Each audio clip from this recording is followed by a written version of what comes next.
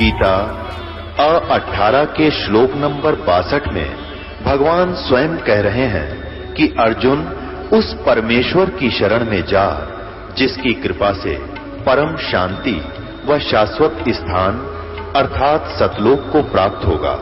वो परमेश्वर कौन है, कहां है, कैसा है, जानने के लिए कृपया अवश्य सुनिए जगत गुरु तत्वदर्शी संत रामपाल जी महाराज के अमृत वचन। परम पिता परमात्मा पूर्ण ब्रह्म सारी सृष्टि के रचनहार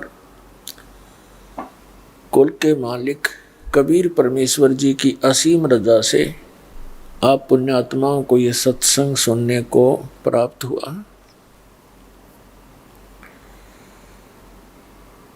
प्रथम तो मानुष जन्म मिलना बड़ा दुर्लभ है। मनुष्य जीवन मिल जाता है तो फिर सत्संग का मिलना अति दुर्लभ है। यदि सत्संग नहीं मिलता है तो मनुष्य जीवन भी मिला या ना मिला एक समान होता है। मनुष्य जीवन का मुख्य उद्देश्य क्या है, इसकी जानकारी भी सत्संग से ही होती है। और सत्संग यहाँ आकर के केवल परमात्मा ही बताता है। अन्य कोई व्यक्ति भी सत्संग नहीं कर सकता, क्योंकि परमेश्वर ने 600 वर्ष पहले स्वयं आकर के सत्संग किया था। सत्संग का अर्थ आपको पहले भी बताया कि जो सच्चा ज्ञान हो, आध्यात्मिक सत्य ज्ञान, उसको सत्संग कहते हैं। जिस समय परमेश्वर सन 1398 में सतलोक से चलकर आए थे और 120 वर्ष तक एक जन साधारण की भूमिका करते हुए, जुलाहे का कार्य करते हुए और साथ में परमात्मा अपनी महिमा का प्रचार करते हुए यहाँ पर रहे, उस समय उन्होंने सत्संग किया था और उन्होंने अपने मुख कमल से जो ज्ञान दिया था वो कबीर वाणी कहलाती है। उसको श्रीमद् भगवत गीता अध्याय नंबर 4 के श्लोक नंबर 32 में कहा है कि वो सच्चिदानंद घन ब्रह्म के मुख से उच्चारित जो ज्ञान होता है, वाणी होती है, वो सच्चिदानंद घन ब्रह्म की वाणी कहलाती है। परमात्मा स्वयं आकर के अपने मुख कमल से यथार्थ ज्ञान बताता है, वो तत्व ज्ञान होता है। गीता जी अध्याय नंबर 4 के श्लोक 34 में फिर कहा कि उस तत्व ज्ञान को तू तत्वदर्शी संतों के पास जाकर समझ। उनको दंडवत प्रणाम करने से, कपट छोड़कर उनकी सेवा करने से वो तत्वदर्शी संत तुझे तत्व ज्ञान का उपदेश करेंगे। तो वो तत्व ज्ञान परमात्मा ने 600 वर्ष पहले बोला था। आदरणीय धर्मदास साहिब जी ने वो लिपिबद्ध किया था। उसको कबीर वाणी बोलते हैं। कबीर वाणी, कबीर वाणी के अंदर पूरा कबीर सागर, क्योंकि वो परमात्मा के वचन है, और कबीर साखी, कबीर शब्दावली, कबीर बीजक, ये सभी परमात्मा के द्वारा दिया हुआ ज्ञान है। और ये सत्य ज्ञान परमेश्वर ने आके बताया है, वो सत्संग है। और उसी ज्ञान को अब दास के ऊपर रजा करी है परमात्मा ने पुनः प्रचार करने की। क्योंकि जिस समय परमात्मा कबीर जी यानी परमेश्वर सतपुरुष जी सर्वप्रथम इस काल के लोक में आए थे हमारी सुध लेने के लिए, उस समय इस काल भगवान ने उनका विरोध किया था।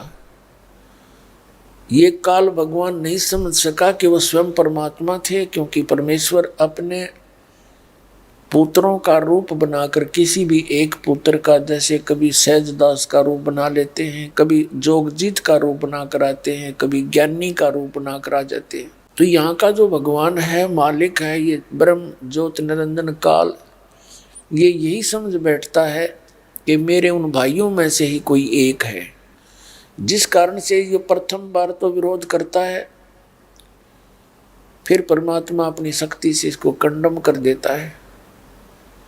फिर ये चरण पकड़ के अक्षमा याचना करता है और उनके आने का कारण पूछता है।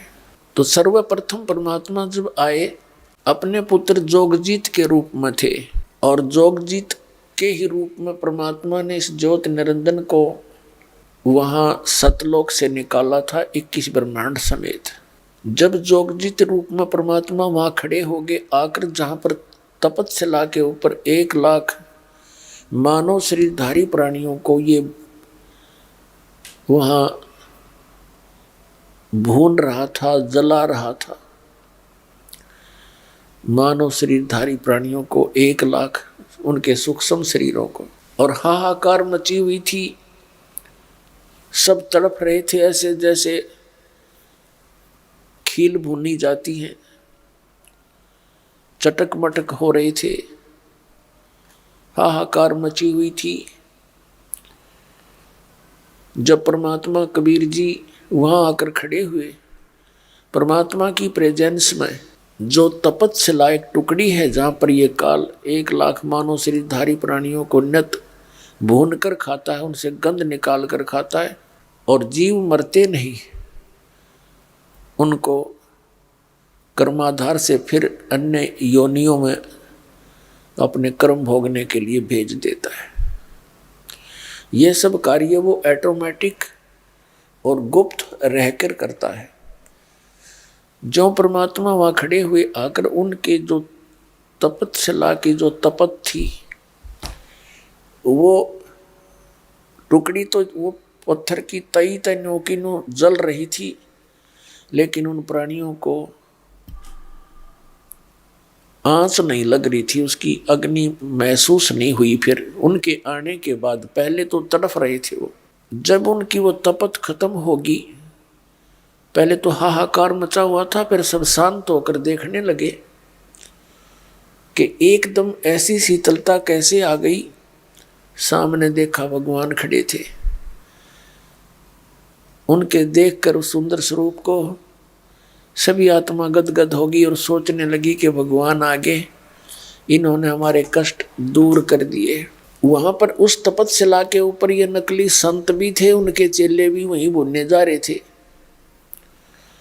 ऋषि भी वहीं थे जो यहाँ बकवाद करा करते, एक नहीं मानने थे सच्चाई को।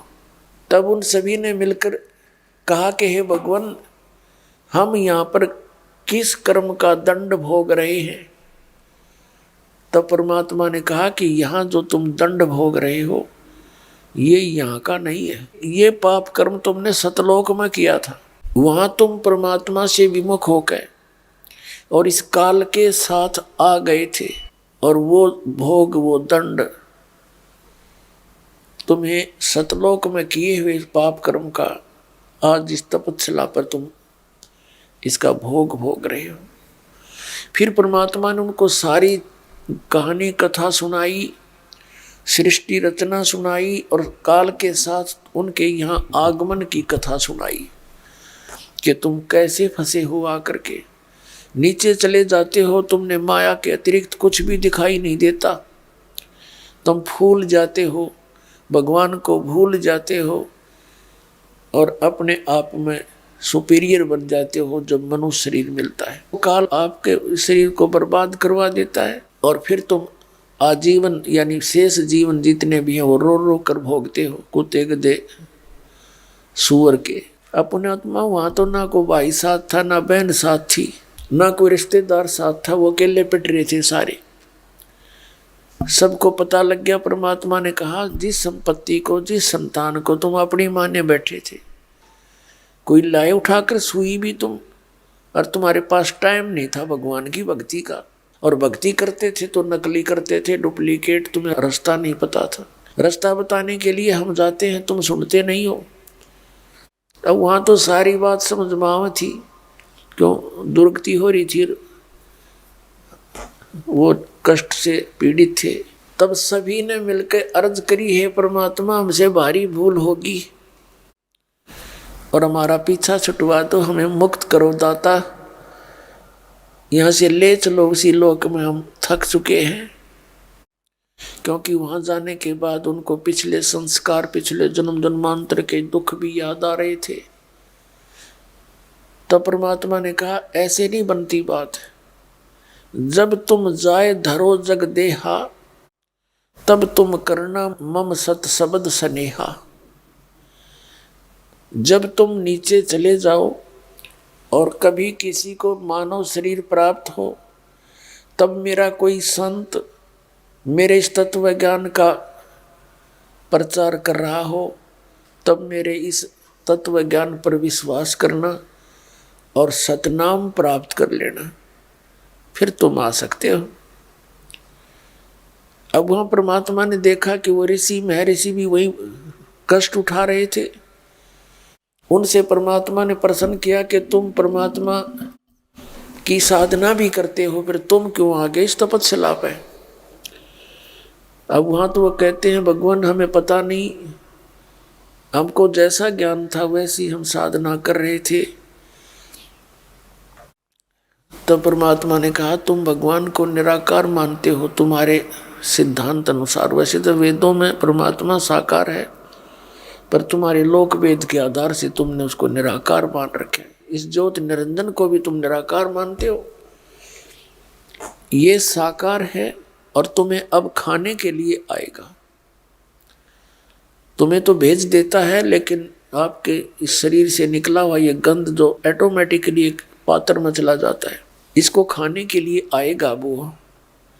अब उन्होंने देखा, परमात्मा ने कहा कि देखो वो आ गया है, इस काल का आहार का समय हो गया। इसने ऑटोमेटिक सिस्टम कर रखा कि इतने समय में वो सभी प्राणी भून भान के उनमें से सब गंध निकल लेगा और वो चले गए होंगे। ऐसा ऑटोमेटिक सिस्टम है, इसने अपनी शक्ति से कर रखे। उसके समय अनुसार तो वो सब जा चुके होंगे, लेकिन परमात्मा ने अपनी शक्ति से उनको रोके रखा और दिखाया कि देख वो आ रहा है, तुम जिसे निराकार कहते हो। लेकिन वहां तुम मानते ही नहीं हमारी बात को। और श्रीमद् भगवद गीता अध्याय नंबर 7 के श्लोक 24 और 25 में स्पष्ट ये कहता है, श्री कृष्ण में प्रवेश करके बोलता है और कहता है कि मैं अपनी योग माया से छुपा रहता हूँ और ये बुद्धिहीन मानव समाज मुझ अव्यक्त को व्यक्तिम आपनम मनन्ते, मुझ अव्यक्त को मैं छुपा रहता हूँ और मुझे ये कृष्ण मान रहे होंगे। मैं कृष्ण नहीं हूँ, मैं अपनी योग माया से छुपा रहता हूँ, कभी किसी के समक्ष नहीं आता। अब परमात्मा ने कहा तुम जाओ, अब मैं जानू ये, अब मेरी इसकी दो बात होंगी। अब उस काल ने जब देखा कि सामने जोगजीत आया हुआ है, अब उसको देखकर एकदम आंखें बदल ली और प्रतिशोध लेने की तैयारी करी और पूछा कि जोगजीत तू यहाँ क्यों आया मेरे लोक में? वहां तो तूने मुझे धक्के मार कर निकाला था, अब तू मेरे लोक में क्यों आ गया? फिर उसको याद आ गया कि कहीं परम पिता का कोई संदेश लेकर आया हो, पहले से पूछ लेता हूं। तब उस काल ने कहा ज्योति निरंजन ने कि जोगजीत पहले तो ये बता, तू कोई परमात्मा का संदेश लाया है वो मुझे सुना दे, और उसके बाद मैं तेरी आज खबर लूँगा। मैंने तेरे आगे बहुत कुछ याचना की पर तूने मानी नहीं एक भी मेरी बात। तूने मुझे धक्का देकर वहाँ से 21 ब्रह्मांड समेत बाहर फेंक दिया था। तब परमात्मा ने जो अपने पुत्र जोगजीत के रूप में खड़े थे कहा कि सुन ले ज्योति निरंजन, मेरे को परमात्मा ने भेजा है और यहाँ तूने इन परमात्मा की आत्माओं का क्या हाल कर रखा है। कोई गधा बना दिया, कोई कुत्ता, कोई सुअर, और किसी का बेटा मारा, किसी की बेटी मारी, हाहाकार माचरी। क्या ये ऐसे थे जब तेरे साथ आए? इनने क्या बिगाड़ा तेरा? तेरे साथ आगे तो ऐसा जुल्म नहीं करना चाहिए था तूने। कोई मरो चाहे जियो, फ्लड आ गया कि तो फ्लड आ गया, भूकंप है तो भूकंप आ गया, सूखा है तो सूखा मर गया, अकाल पड़ गया।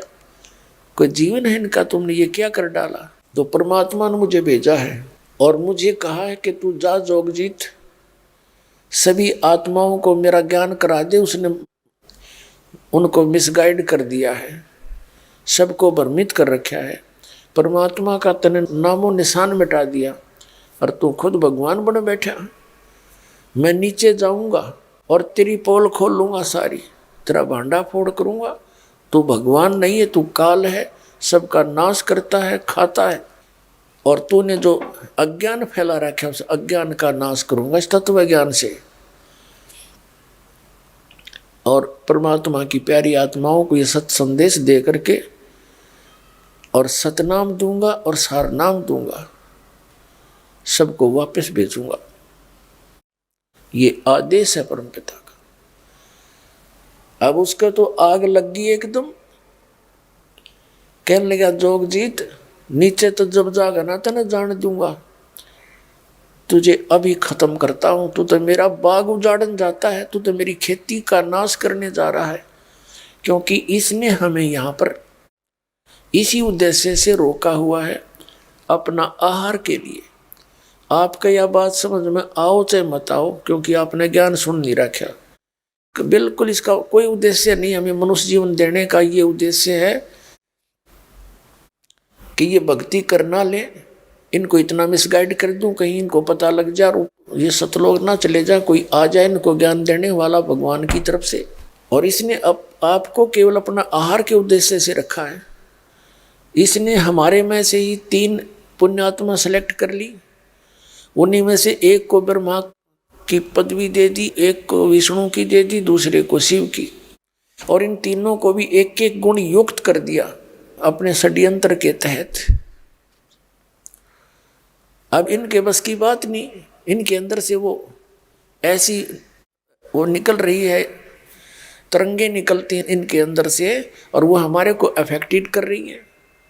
और हम उसी के आधार से विवश होकर के सब काम कर रहे हैं। संतानों उत्पत्ति, फिर इनमें ममता मोह, फिर हमें मार दिया जाता है। यो के जीवन है। यहाँ पर जन्म हुआ ठीक है, हो गया कोई बात नहीं, विवाह हुआ संतान होगी अच्छी बात है, और सारा मकान मकून बना लिया तो भी ठीक बात है।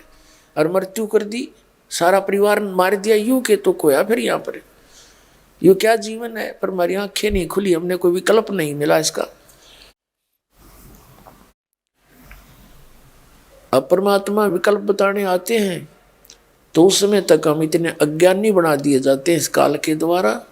हम इसके पक्ष में खड़े होकर इसी की ओर खड़े होकर के वाद विवाद करने लग जाते हैं अपने भगवान के साथ। काल ने देखा ये तो नाश करेगा मेरा, एकदम भयंकर होकर के, और परमात्मा के ऊपर जोगजीत अपना भाई जानकर उसको मारने के लिए बहुत भयंकर रूप बनाकर झपट्या।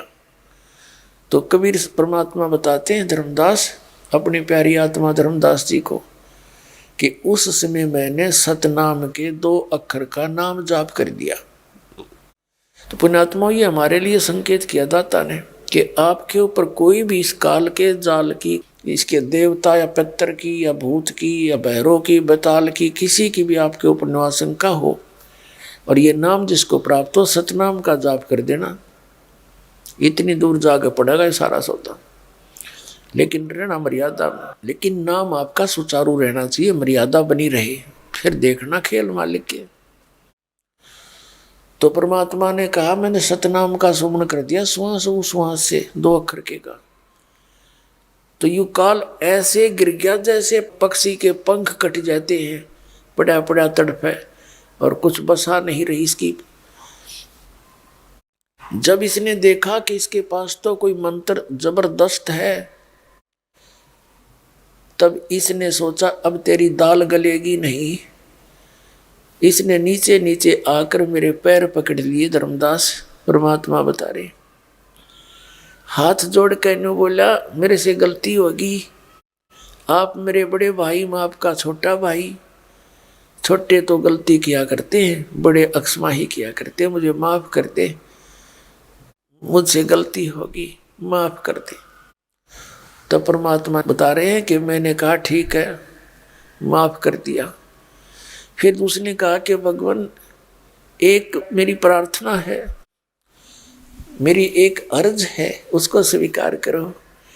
2-3 मेरे इस लोक में कुछ त्रुटियां हैं जो मेरे बस से बाहर हैं, कृपा आप उनको भी ठीक करना, मदद करना मेरी। तो परमात्मा ने कहा बोल क्या है तेरी? कि मैं आपसे कुछ वर मांगना चाहता हूं, आप मुझे कुछ वर दे दो ताकि मेरा ये राजपाट ठीक चलता रहे। तो परमात्मा ने कहा कबीर जी ने कि मांग के मांगा तू? वो बोला ऐसे नहीं, वचनबद्ध हो जाओ। हो गया वचनबद्ध, मांग ले। तब क्या मांगा इसने कि हे भगवान 3 युगों में जीव थोड़े ले जाना, और 4था युग जब कलयुग आवे तब तब शरण जीव बहु जावे, ऐसा वचन हर मोह दीजे, तब तुम गवन संसार ही कीजिए। जब परमात्मा ने कहा कि ठीक है भाई, मैं वचनबद्ध हो चुका हूं और मैंने 3 युगों में जीव कम ले जाऊंगा, और 4था युग जब कलयुग आवेगा तब मैं अपने जीव ले जाऊंगा। फिर इसने ये कहा कि भगवान एक प्रार्थना और है मेरी कि आप अपना ज्ञान दे कर ले जाना, आपका ज्ञान सुने, वो आपके मन में आपके ज्ञान को स्वीकार करें और आपके नाम जपे वो आपके, और मेरे ज्ञान पर आधारित रहे, मेरा काल का नाम जपे तो वो मेरे, आप बाई फोर्स ना ले जाना। परमात्मा बोले बाई फोर्स नहीं ले जाऊंगा। और बोल क्या चाहता है? 1-2 और डिमांड परमात्मा से की थी, वो भी तथास्तु करती मालिक ने, वो फिर समय आने पर बताएंगे। जब सारी स्वीकृति होली, उसी समय आंख बदल गया और कहने लगा जोगजीत जाओ बेशक नीचे चले जाना, कलयुग में आओगे ना तुम। कलयुग में जब तुम आओगे या अपना कोई संदेश वाहक भेजोगे, उस समय इन सभी प्राणियों को इतना अज्ञानी बना दूंगा अपने नकली दूत भेज के। जब तुम्हारा संत या तुम जाओगे तुम्हारी कोई सुनेगा नहीं। क्या बताया उसी समय इसने कि 12 पंथ करूं मैं साजा, नाम तुम्हारा ले करूं आवाजा। 12 पंथ नाम जो ले ही, वो हमरे मुख आन समोई। जाइयो जोग जीत संसारा, जीव न माने कहा तुम्हारा। जीव तुम्हारा कहा न माने, हमारी ओढ़ हो बाद बखाड़े। कहने के बेशक चले जाना, हमारी तरफ होकर के तुम्हारे साथ विवाद करेंगे, कोई नहीं सुनेगा, इन्हीं से कंडेम कर दूंगा और 12 नकली दूत भेजूंगा और कबीर नाम से वो पंथ चलाएंगे, तेरे नाम से सतलोक और सचखंड की बात करा करेंगे और नाम देंगे सारे नकली। तो नाम पर सारा खेल है, नाम पर सब कुछ, सारा कुछ संत मता नाम पर आधारित है। नाम से ही मोक्ष होगा, नाम सत्य हो, सच्चा नाम हो, 2 अक्षर का हो। परमात्मा ने कहा ठीक है तू अपना काम करे, हम अपना करेंगे, कर लिए जो तूने करना है। तो परमात्मा ने कहा था कि जब 5500 वर्ष कलयुग बीत जाएगा, उस समय मैं स्वयं जाऊंगा। धर्मदास जी को बताया था। अब आपको जो दास आज का सत्संग उद्देश्य रखता है, उसके लिए भूमिका बनाई है। और सुबह के सत्संग में एक टॉपिक स्टार्ट किया था, वो बीच में रह जाता है क्योंकि ये ऐसा तत्व ज्ञान है, हर तरह से इसको सब सुनाकर समझाकर और एक पॉइंट पर लाना पड़ता है ताकि आसानी से समझ सको आप। वो क्या पॉइंट था कि धर्मदास जी एक बहुत बड़े सेठ थे और इतना धन था कि उनके पास उस नगरी का राजा भी प्राकृतिक आपदाओं के समय में, जैसे भूकंप आ जाना, फ्लड आ जाना, सूखा गिर जाता, तो उस समय वित्तीय सहायता लिया करते धर्मदास जी के पिता से, दादा से। इतना धनी होते हुए फिर परमात्मा की चाह। अब धर्मदास जी को परमात्मा मथुरा में मिले थे। आदरणीय धर्मदास साहिब जी ने एक गुरु भी बना रखा था, रूपदास नाम का वैष्णव साधु। और उसने क्या दे रखा था उसको, एक तुलसी की लकड़ी के मणिये की कंठी और एक लंबा सा तिलक, जैसा वैष्णव साधु बनाते हैं, वो वैष्णव परंपरा से दीक्षित होने का प्रतीक होता था। धर्मदास जी लगभग 65 वर्ष के हो चुके थे। एक उनके पुत्र था नारायण दास, और संतान नहीं थी। अब वो घर से मुक्त हो चुका था, कारोबार बच्चा करता था, और वो तीर्थ यात्रा उद्देश्य से चल पड़ा, जैसा उसके गुरु रूपदास जी ने आध्यात्मिक मार्गदर्शन कर रखा था। तो परमात्मा कहते हैं, जैसे वेदों में प्रमाण है कि वो परमात्मा सतलोक में रहता है, उस मुक्ति धाम से चलकर आता है, गति करके आता है, सह शरीर आता है और अनेक आत्माओं को, अच्छी आत्माओं को मिलता है, उनको तत्व ज्ञान का उपदेश करता है, उनको तत्व ज्ञान का उपदेश करता है, उन दृढ़ भक्तों को।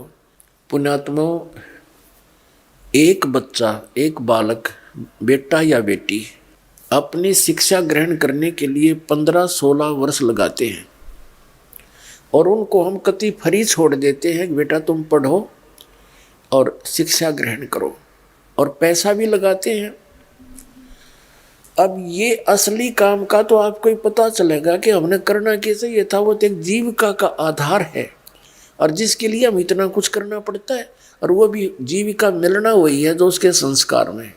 लाखों बच्चे पढ़ रहे हैं और कितने का अधिकारी बने हैं, बाकी अपना वैसे ही मजदूरी जैसा उनका धंधा, उससे तो काम चलावे।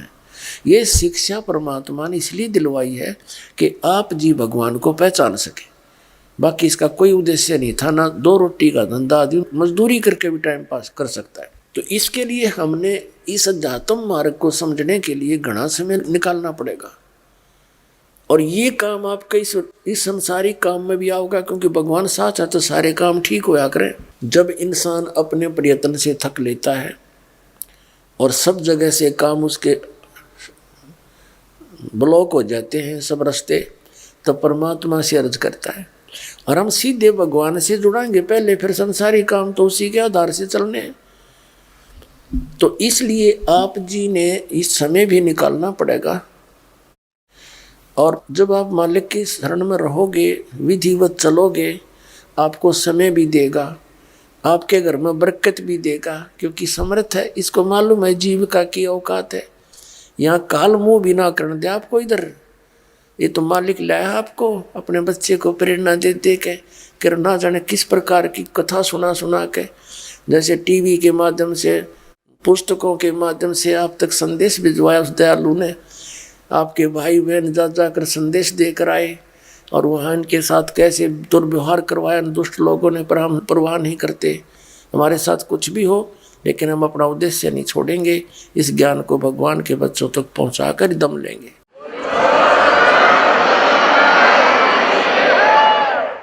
तो इसलिए आप जी ने परमात्मा पूरा विश्वास करना पड़ेगा। दास के एक एक वचन को ऐसा मान लियो जैसा कति एथेंटिक, बिल्कुल, जिसमें एक इतना भी जरा सा भी आप उसको झूठ ना समझना, क्योंकि झूठे तो हमने पहले में तेरे सुन रखे हैं। सारी सच्ची सच्ची कहूँगा, आधार होगा उसका एक वचन भी जो निकाला जाएगा। तो हमने इस परमात्मा के मार्ग को समझना पड़ेगा। जब हम इस पर दृढ़ हो सकते, पहले तो हमने भगवान पहचानना पड़ेगा, हु इज गॉड, वो परमात्मा है कौन, जो सुप्रीम पावर है, और कैसा है, कहाँ रहता है, उसका प्रमाण क्या है। अभी तक जितने भी संत पंथ या ऋषि महर्षि आचार्य शंकराचार्य और ये नकली कबीर पंथी गुरु या जैसे भी हैं, कि किसी ने भी कख नहीं बताया अध्यात्म मार्ग का। सभी सतलोक में परमात्मा को निराकार बताते हैं कि परमात्मा निराकार है, वहाँ प्रकाश ही प्रकाश है, चेतन ही चेतन है, भगवान वहाँ है नहीं। फिर हम क्या करेंगे जब परमात्मा वहाँ निराकार है। कोई बात हुई, कोई इंटरेस्ट बनेगा। वहां पर परमात्मा यूं का यूं अपने जैसा मनुष्य सदृश है। और प्रमाण दिखाएंगे आपको। परमात्मा कहते एक ना भूला दो ना भूली, भूली सब संसारी, सब भूले पड़े। ईसाइयों से पूछकर देखना आप कि परमात्मा कैसा है। वो कहते हैं गॉड इज फॉर्मलेस, परमात्मा निराकार है। और पवित्र बाइबल में लिखा है कि परमात्मा मनुष्य सदृश है, मनुष्य जैसा है। तो के खाक पड़ा इन्होंने सदग्रंथ हमारे उन प्रत्येक धर्म के धर्म गुरुओं ने क्या जाना उसको। वर्तमान के जो पहले वाले थे वो तो सही बता ही रहे थे। और ऐसे वेदों में परमात्मा साकार है, नर आकार है, मनुष्य दृश्य है। उसका नाम कबीर है। कबीर परमात्मा ने 600 वर्ष पहले कहा था कि वेद मेरा भेद है, मैं ना मिलूं वेदन के माही, और जौन वेद से मैं मिलूं ये वेद जानते नहीं। कबीर परमात्मा ने कहा था कि ये चारों वेद मेरा ही गुणगान करते हैं। लेकिन इन वेदों में, चारों वेदों में, ऋग्वेद, यजुर्वेद, सामवेद और अथर्ववेद में, इनमें मेरे पाने की विधि नहीं है। और उसमें ना सारा काम बिगड़ गया। अब ज्ञान हो जा, और ज्ञान हो गया भाई आपका रोग है, और रोग की औषधि है, नहीं तो क्या यूज उस ज्ञान का।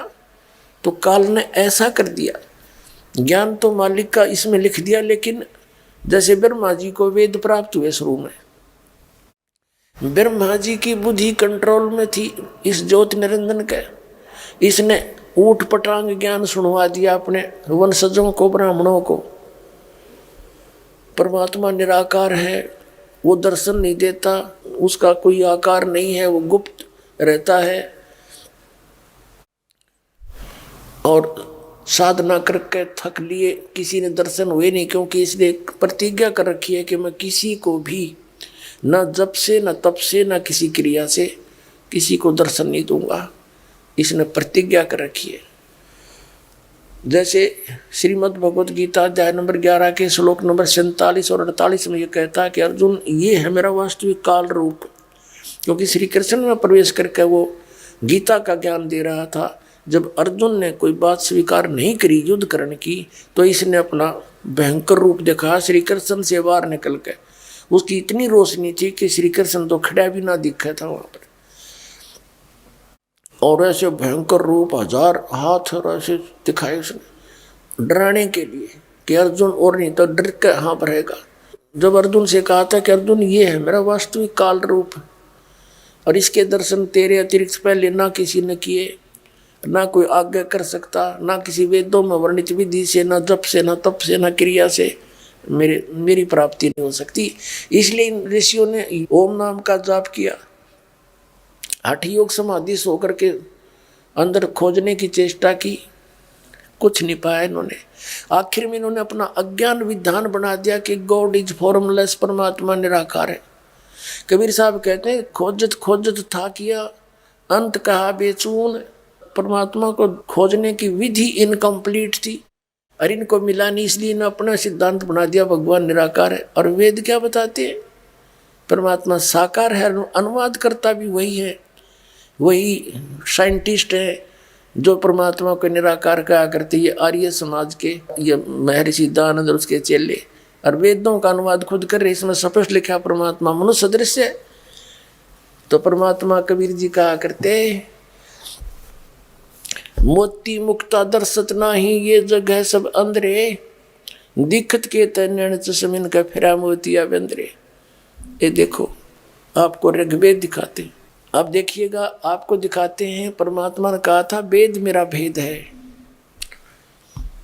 और वो परमात्मा कहाँ रहता है, क्या लीला करता है, देखिएगा। ऋग्वेद मंडल नंबर 9 और 10 इकट्ठे ही अनुवाद किया है इन्होंने। ये कहाँ से प्रकाशित है? सार्वदेशिक आर्य प्रतिनिधि सभा, महर्षि सिद्धांत भवन, रामलीला मैदान, नई दिल्ली। ये इनके फोन और फैक्स नंबर है। मुद्रक है Prince offset printers, 1510 Pataudi house, Daryaganj, नई दिल्ली से। ऋग्वेद मंडल नंबर 9 सूक्त 86 का मंत्र 26 है। इसमें क्या लिखा है कि यज्ञ करने वाले यजमानों के लिए परमात्मा यज्ञ माने धार्मिक अनुष्ठान यानी भक्ति, साधना करने वाले यजमान माने साधकों के लिए परमात्मा सब रास्तों को सुगम करता हुआ उनके विघ्नों को मर्दन करता है, यानी उनके संकटों का नाश करता है, उनको पवित्र करता हुआ और अपने रूप को सरल करता हुआ, अपने रूप को सरल करता हुआ वह कांति में परमात्मा। इन्होंने यहाँ गड़बड़ कर दी। ये यहाँ पर है मूल पाठ के अंदर कबीरत्व, हम इसको कबीर बोलते हैं, कबीर। इन्होंने क्या किया है, ए अलग कर दिया और छोटे जो आधा रह था हलंत वाला उसको अपसर्ग में बदल दिया और ऐसे लिख दिया कवि। और इसका अर्थ लिखना था इन्होंने कबीर देव, चाहिए कबीर देव लिख देते, हम कबीर बोल रहे हैं उसने, तो यहाँ लिखना था वो कबीर देव। देव माने परमात्मा, कबीर माने कबीर, वो कबीर परमात्मा है। विद्युत के समान क्रीड़ा करता हुआ वर्णीय पुरुष को यानी अच्छी आत्मा को प्राप्त होता है। अब पहले ये कंसेप्ट क्लियर करेंगे कि कबीर का अर्थ क्या होना चाहिए। यहाँ होना चाहिए कबीर देव। जैसे एक यजुर्वेद है, यजुर्वेद, ये देखिएगा, ये यजुर्वेद है, ये छोटा र ऊपर लगा है और इसको अलग संधि छेद करके ये दो अपसर्ग यहाँ लगाए जा सकते हैं। और जहाँ पर इस यजुर्वेद की महिमा हो और वहाँ केवल यजु ही लिखा हो तो लिखना पड़ेगा उसको यजुर्वेद है वो, ये देखना। ये भी इस आर्य समाज के द्वारा प्रकाशित है। प्रकाशक है सर्वदेशी कार्य प्रतिनिधि सभा 2/5 महर्षि दान भवन रामलीला मैदान नई दिल्ली। इसके अनुवाद करता महर्षि दानंद सरस्वती है और ये वहीं से छपा है।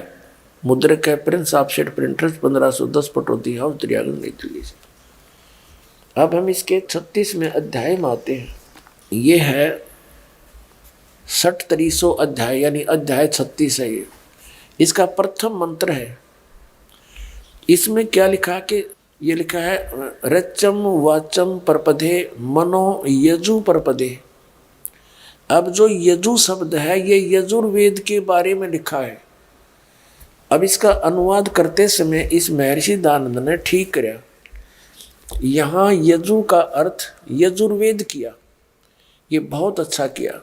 यदि यहाँ इसका अर्थ कर देता कोई और तो ये महिमा यजुर्वेद की थी, ये ना लिखकर यहाँ लिख देते कोई भी इसका अर्थ यज्ञ सतुतियाँ या कोई अन्य अर्थ कर, क्योंकि शब्द का अर्थ तो होता ही है।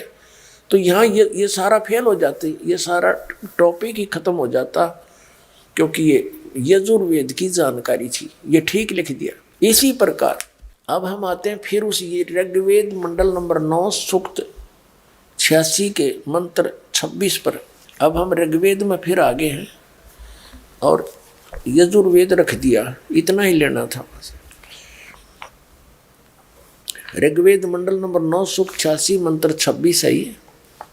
इसमें यहाँ कबीर अत्यो और यहाँ लिखना था वह कांति में परमात्मा कबीर देव।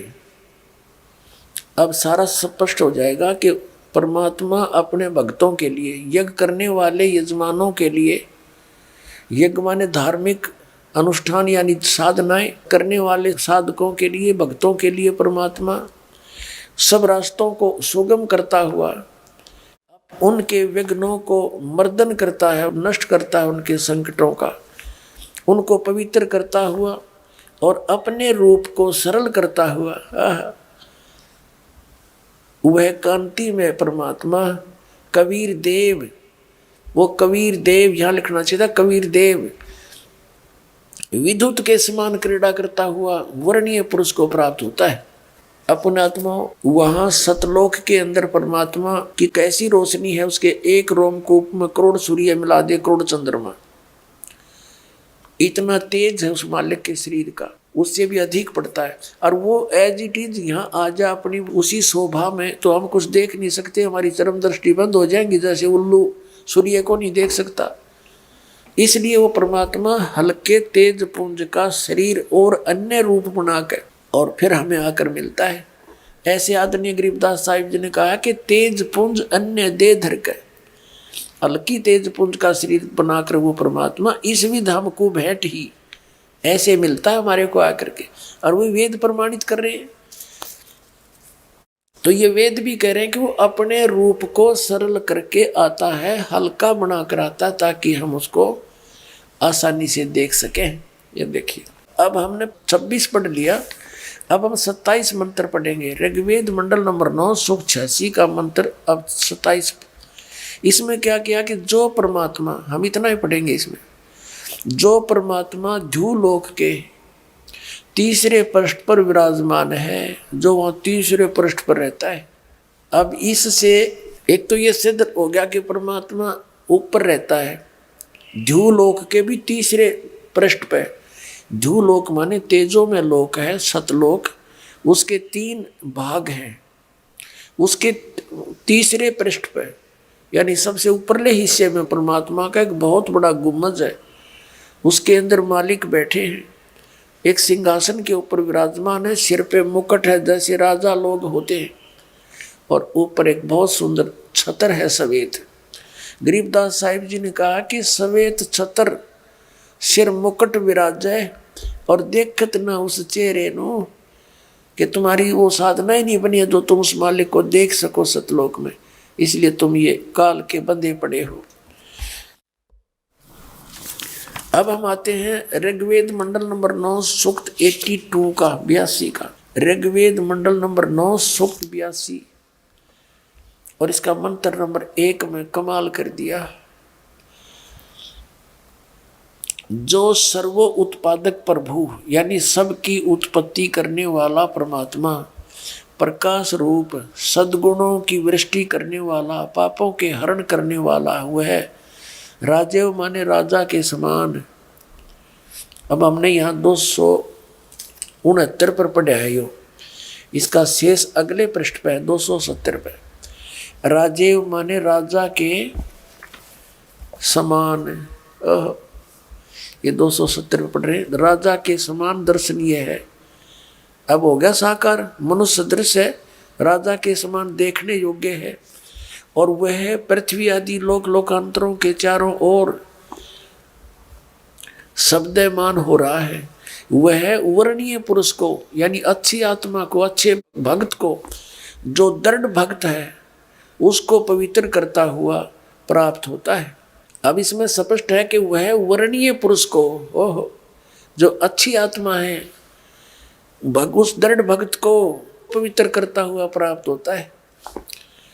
जिस प्रकार विद्युत स्नेह वाले स्थानों को आधार बनाकर प्राप्त होता है। ओए होए होए, कितना जबरदस्त उदाहरण दे रखा है वेद में कि जैसे आकाशीय बिजली किसी धातु पर अट्रैक्ट होकर ही नीचे गिरती है। जैसे पुराने समय में हमारे घरों में कांसी धातु की थाली बेले होया करते थे, और जब वर्षा होती थी और बिजली कड़का करती थी तो हमारी दादी माँ कहा करती, हमारी काकी ताई माताओं को, कि वर्षा के समय कांसी की थाली या बेला बाहर नहीं रहना चाहिए, इस पे अमूमन बिजली गिर जाती है, उस धातु से उसका अट्रैक्शन होता है। तो ऐसे ही यहाँ बताया है कि वो परमात्मा सतलोक से आता है, उस ध्युलोक में रहता है और वहाँ से गति करके आता है, अपनी प्यारी आत्माओं को मिलता है। कैसे मिलता है? जैसे आकाशीय बिजली किसी धातु को आधार बनाकर उसके ऊपर ही गिरती है, तो ऐसे वो परमात्मा उन अच्छी आत्माओं को मिलता है जिसमें उनका अट्रैक्शन होता है, जो दृढ़ भक्त होते हैं, जो परमात्मा ने जो कह दिया फाइनल, सारा संसार एक तरफ और वो महापुरुष एक तरफ। ऐसा ही हुआ आज तक, देख लेना।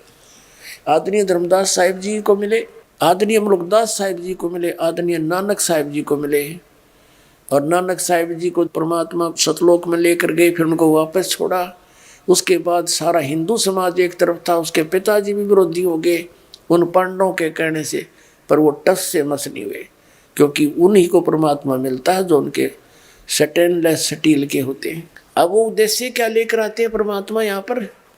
ऋग्वेद मंडल नंबर 9 सूक्त 82 का हमने मंत्र 1 पढ़ लिया। अब दूसरे में स्पष्ट कर दिया है कि हे परमात्मन, उपदेश करने की इच्छा से आप, यानी तत्व ज्ञान प्रचार करने की इच्छा से आप महापुरुषों को प्राप्त होते हो। ओए होए। और आप अत्यंत गतिशील पदार्थ के समान, जैसे बिजली एकदम आ जाती है ऊपर वाली 1 सेकंड में, हमारे आध्यात्मिक यज्ञ को प्राप्त होते हो। जहाँ धर्म भंडारे होते हैं वहाँ परमात्मा की प्रेजेंस होती है।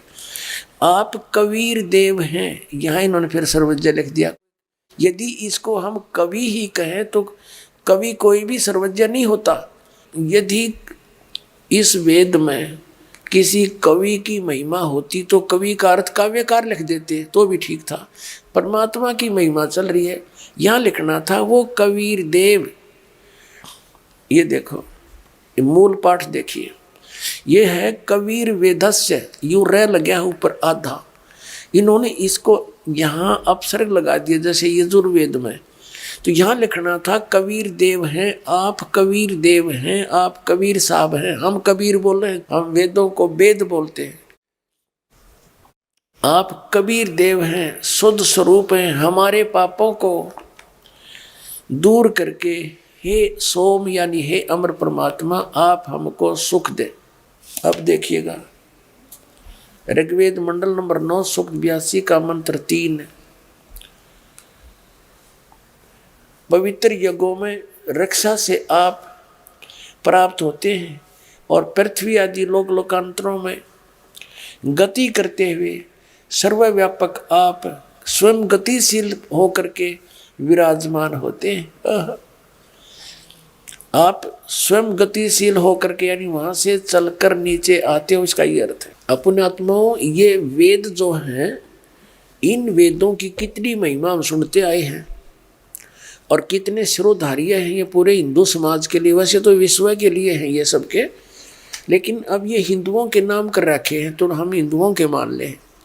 तो ये कोई बालकों के लेख नहीं है, इसमें कोई खास विधान है, कोई खास ज्ञान था, तभी आज तक वेद सबके उस जुबान पर चढ़े हुए थे। परमात्मा कहते हैं सतगुरु बिन काहू न पाया ज्ञाना, जो थोथा भूस छड़े मूड किसाना। गुरु बिन वेद पढ़े जो प्राणी, और समझे निसार रहे अज्ञानी। तो जितने भी ऋषि महर्षि थे और ये आचार्य और शंकराचार्य थे, इनको कख भी नहीं पता था इस वेदों में क्या वर्णन है। अटपट मारा करते, इनसे हटकर ज्ञान दिया करते थे। जैसे पुराणों में लिखा है कि ब्रह्मा विष्णु महेश नासवान है, इनकी जन्म मृत्यु होती है। और हमारे धर्म गुरु हमें क्या सुनाया करते थे, ये अजरो अमर है, सर्वेश्वर हैं, इनके कोई माता पिता नहीं। तो खाक ज्ञान था इन आचार्य और शंकराचार्य, इन हमारे धर्म गुरु ब्राह्मणों ने क्या पढ़ा इन्होंने पुराणों और वेदों को। तो पुण्यात्मा ने बैठा लिया अपना भी, और हम भी डबो दिए। हमारे दादे परदादे सारे भूत बनवा दिए, और फिर उनके श्राद्ध निकलवाएंगे, श्राद्ध निकालो उनके। है तेरा गजब हुई। अब दया करी दाता ने स्वयं आकर वो ज्ञान दे करके वो प्रमाण देंगे कि परमात्मा कैसा होता है, क्या लीला करता है। अब वेदों में लिखा है कि वो परमात्मा पूरी सृष्टि को संभालने के लिए 3 सतिथि में रहता है। एक में तो वो वहाँ सतलोक में रहता है, तेजों में शरीर बनाकर वहाँ बैठ जाता है सिंहासन के ऊपर, जैसे राजा बैठा होता है बहुत बड़े गुम्बद में महल के अंदर। और दूसरी लीला करता है वो प्रत्येक युग में, उसके प्रारंभ में तकरीबन वहाँ से चलकर आते हैं एक कमल के फूल पर, सरोवर के अंदर, नगर से बाहर वन में एक शिशु रूप धारण करके प्रकट हो जाते हैं। वहाँ से उनको निसंतान वो व्यक्ति उठा ले जाते हैं। और फिर वो क्या लीला करते हैं परमात्मा, इसमें आए थे कलयुग में सन 1398 में ज्येष्ठ सुदी पूर्णमासी को वो परमात्मा सतलोक से चलकर आए संवत 1455 सन 1398 में, और कमल के फूल पर लहर तारा तालाब में काशी में प्रकट हुए। उनको देखने वाले एक अष्टानंद नाम के ऋषि थे जो स्वामी रामानंद जी के शिष्य थे। परमात्मा कबीर जी सतलोक से चलकर आए, एक शिशु रूप धारण करके। लहर तारा तालाब काशी से बाहर एक वन में था, जिसमें गंगा का जल उछलकर लहरों के द्वारा गऊ घाटों के ऊपर से वर्षा के दिनों में जब फुल स्विम पर चलती थी गंगा, लहरों से उछल उछल कर पानी बहुत बड़े सरोवर का रूप धारण कर लेता था और फिर सारा वर्ष उसका बहुत सुंदर जल रहता था। ये नीरू नीमा कौन थे जिनको परमात्मा मिले थे? ये उसी जन्म में ब्राह्मण और ब्राह्मणी थे। गौरी शंकर नाम था नीरू का, सरस्वती नाम था नीमा का। ये गौरी शंकर ब्राह्मण बहुत बड़ा एक नेक व्यक्ति था और भगवान शिव का पुजारी था। भगवान शिव की शिव पुराण से कथा सुनाया करता था, जैसी उसने समझ थी, बगैर किसी लोभ लालच के सुनाता था। जो दक्षिणा आ जाती थी उससे अपना रोजी रोटी चलाता था और उससे पैसा बच जाता था, उसको धर्म में लगा देता था, संग्रह नहीं करता था। इस बात से उसके बहुत प्रभाव बन गया और अधिकतर श्रद्धालु उस गौरी शंकर के साथ रहने लगे। तो अन्य जो ब्राह्मण थे जो मिसगाइड करते थे दुनिया को, उनकी रोजी रोटी कुछ कम होगी तो वो ईर्ष्या किया करते थे उस गौरी शंकर से। और मुसलमानों को इस बात का ज्ञान था कि गौरी शंकर हिंदू धर्म का प्रचार घना कर रहा है और दूसरे जो मौजिज ब्राह्मण हैं वो इससे ईर्ष्या करते हैं। उन्होंने इसका फायदा उठाया और उनको जबरदस्ती मुसलमान बना दिया, अपना जूठा पानी छिड़क दिया, सो उनके कपड़ों पर उनके बर्तनों में डाल दिया। और वो ब्राह्मण दूसरे जो नकली थे वो तैयार थे पहले, उन्होंने सब जगह मुनादी करवा दी कि वो गौरी शंकर मुसलमान बन गया, वहाँ कोई नहीं हिंदू जाएगा। उसका गंगा में स्नान करना भी बंद करवा दिया। अब मुसलमानों ने उनका नाम बदल दिया, गौरी शंकर का नाम रख दिया नूर अली, सरस्वती का नाम रख दिया नियामत। अपभ्रंश करके उनको नीरू और नीमा कहने लगे। अब उनको रोजी रोटी की समस्या आ गई, जीविका कैसे चलाएं? तो उन्होंने एक सिंपल सा तरीका अपनाया कि 4 लकड़ के लठ गाड़ के डंडे, उसमें एक कपड़ा बुनने का काम शुरू कर दिया, जिसमें ना कोई मशीन लेनी ना कुछ और, अपना सिंपल सा काम वो शुरू कर दिया। जिस कारण से वो जुल्हा कहलाने लगे। उनका कोई संतान नहीं थी। अब गंगा के घाट पर स्नान करना बंद कर दिया। प्रतिदिन स्नान करते ही थे वो, तो लहर तारा तालाब में स्नान करने के लिए डेली जाया करते, सुबह सुबह वक्त से उठ कर। जिस दिन परमात्मा सतलोक से चलकर आए शिशु रूप धारण करके लहर तारा तालाब में कमल के फूल पर विराजमान होने के लिए आए, तो उस समय एक अष्टानंद नाम के ऋषि जी, जो महर्षि रामानंद जी के शिष्य थे, रामानंद जी भी ब्राह्मण थे, 4 वेदों के, गीता के और 18 पुराणों के वो मर्मज्ञ माने जाते थे। उन्होंने 1400 ऋषि शिष्य बना रखे थे। उनमें से एक ऋषि अष्टानंद जी थे। वो भी सुबह सुबह स्नान वहाँ उस पवित्र जल में करने जाते थे और वहीं बैठकर एकांत स्थान पर अपने गुरुजी द्वारा प्राप्त उस साधना का अभ्यास करते थे। उस दिन भी जब वो परमात्मा सतलोक से जब आए तो क्या देखा अष्टानंद ने कि ऊपर से एक प्रकाश का पुंज, प्रकाश का गोला आ रहा है।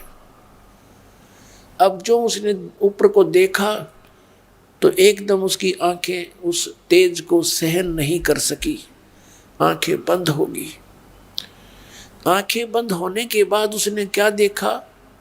जैसे हम सूर्य की तरफ देख लेते हैं, हमारी आंखें ज़्यादा समय नहीं देख सकती, आंखें बंद हो जाती हैं, या दूसरी तरफ हम करके देखते हैं तो सूर्य का प्रकाश रहित आकार दिखाई देता है।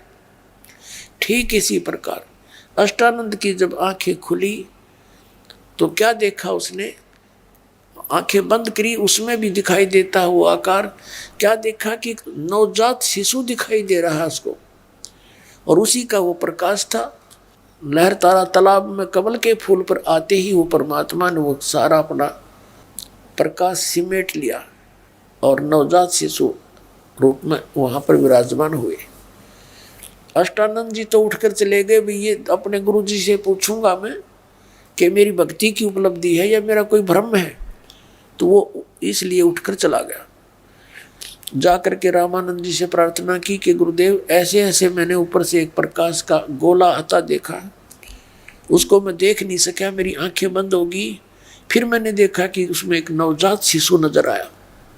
ये क्या लीला थी, मेरी भक्ति की उपलब्धि है या कुछ मेरा भ्रम है? तो रामानंद जी ने कहा कि बेटा ऐसी स्थिति जब होती है तो ऊपर के लोकों से अवतार आते हैं और वो यहाँ किसी माँ के गर्भ में स्थान पाएंगे और फिर बाहर आकर लीला करेंगे।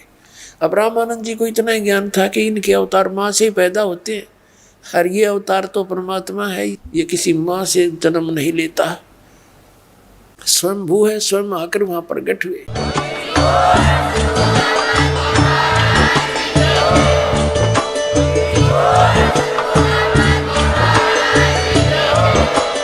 आप सुन रहे थे जगत गुरु तत्वदर्शी संत रामपाल जी महाराज जी के मंगल प्रवचन। अधिक जानकारी के लिए विजिट कीजिए हमारी वेबसाइट www.jagatgururampalji.org। संत रामपाल जी महाराज जी के शुभ आशीर्वाद से पूरे विश्व भर में 500 से भी ज्यादा नाम दीक्षा केंद्र हैं, जिन पर संत रामपाल जी महाराज जी द्वारा ऑनलाइन निशुल्क नाम दीक्षा दी जा रही है। अपने नजदीकी नाम दीक्षा केंद्र का पता करने के लिए संपर्क करें 8222880541।